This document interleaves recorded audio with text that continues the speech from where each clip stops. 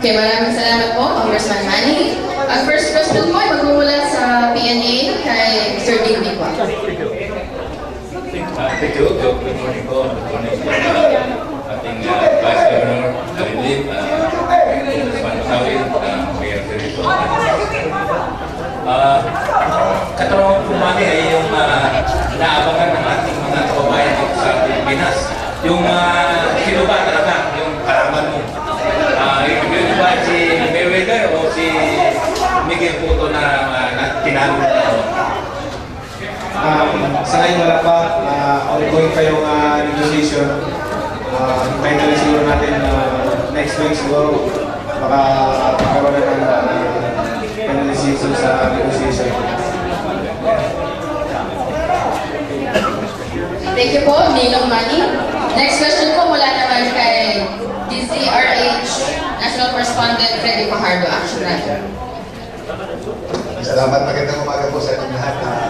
Kaya Congressman Manny, pagkatanungan ko lang po, hindi ba kayo nahihirapang pagsabi na inyong kahit bilang sikat na busigero at politician? Hindi naman dahil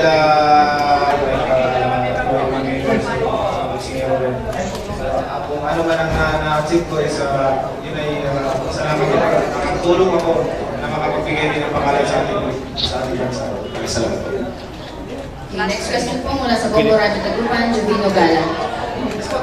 Magandang tangali po ako na sa so paano po natin na i-share yung product ng Jensen Sarangani sa may Bumari para magkaroon ng sisterhood or brotherhood sa may yung kanilang isda doon, yung mga fish products nila sa may Bumari po sa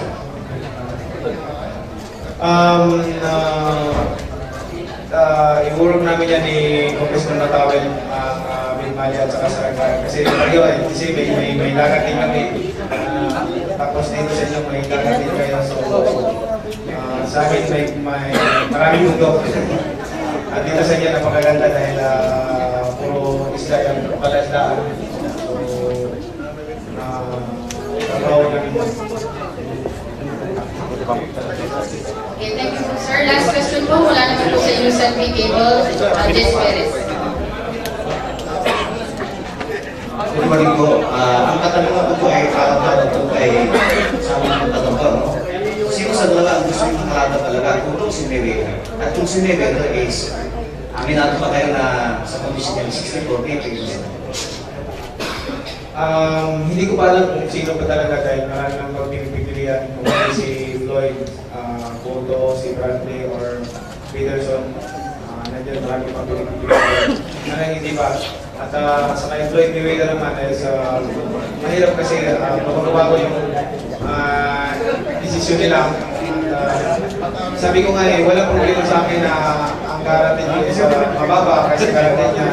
Basta yung sa pay-per-view sa 50-50 kali. Ang gusto niya, may guarantee ako, tapos mas malaki ang guarantee niya, tapos wala na akong share sa pay-per-view. So, nagkapiyado tayo po sila.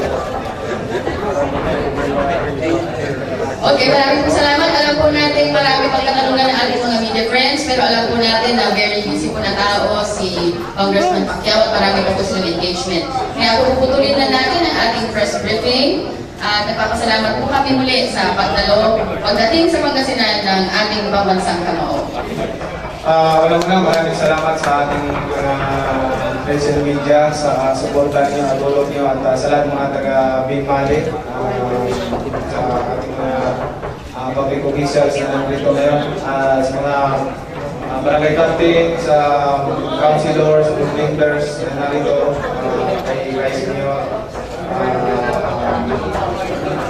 Vice Governor, kay Governor at kay Congressman my friend Batawel at mamaya sa live show ko sa Manny Mini Prices, papatiin ko kayo.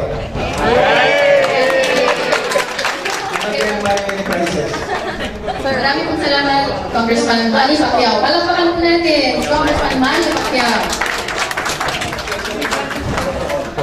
Isa pa. May salamat ka naman. Okay. Sa akin po yan, Congressman. Opo. para kay Enzo ba yan? Sa akin yan. Yay! Okay, Vice Governor. Nagamitin mo to? Gagamitin ko. Ang ating panauhin, ang pambansang kamao, at Congressman Manny Pacquiao. On behalf of Municipality of Pimaloy, mga tao ng mga Pilipinas, maraming salamat po sa inyong pagdating, sa pagbigay nyo ng iyong mahal na oras at efforts nyo na punta dito. At alam po namin na marami kayong schedule, ngunit napagbigyan nyo ang taga-Pimaloy ninyo. Salamat po. On behalf of Governor Mato T.S.Pino Jr., ang buong provincial board, at ang mga kababayan po natin, mga pangasidense, again, Congressman, the pambansang kamao, Manny Pacquiao, Nino, kami po ay nagpapasalamat sa inyong pagbisita at nais po namin sabihin ni Congressman at ni Governor na lagi po kayong welcome dito at ngayon pa lang po ay inaanyayahan po na namin kayo sa Palarong Pambansa 2012.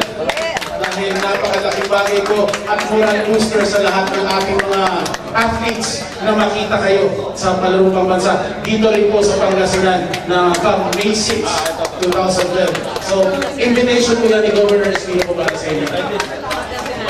Thank you very much, Vice Governor Ferdinand Calimlim. Mabuhay ang ating Congressman Manny Pacquiao!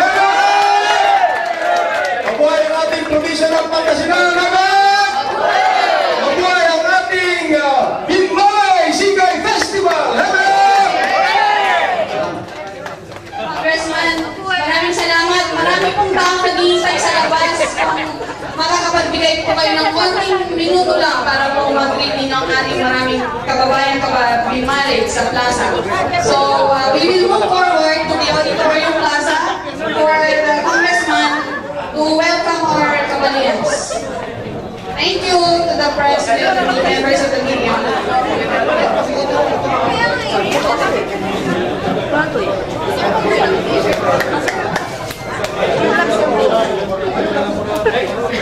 Photo opportunity po sa media.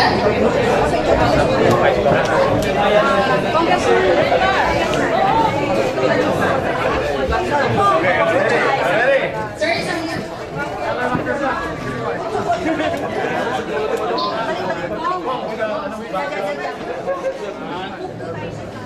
Joy.